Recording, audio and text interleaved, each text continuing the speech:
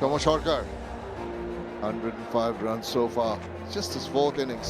BPL এলিমিনেটরে Rangpur Riders ও Khulna Tigers ম্যাচে উদ্বোধনী সঙ্গীর সঙ্গে ভুল বুঝাবুঝিতে রান আউট সৌম্য সরকার। এতে বিব্রতকর ইতিহাসের অংশ হলেন Soumya. Standing between both and they've gone upstairs just to be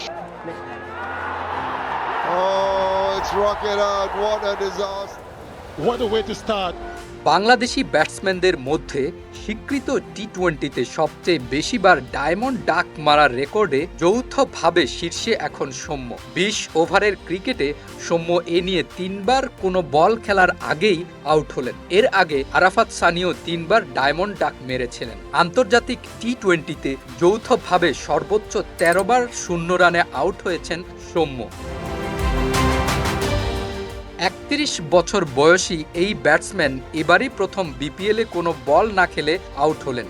আগের ২ ডায়মন্ড ডাকের একটি তিনি মেরেছিলেন ২০১৩ সালে বাংলাদেশ এ দলের বিপক্ষে টি-20 চ্যালেঞ্জ সিরিজে। কাকতালীয়ভাবে স্বীকৃত টি-20তে সৌম্য ৩বারই ডায়মন্ড ডাক মেরেছেন মিরপুর শেরেবাংলা স্টেডিয়ামে।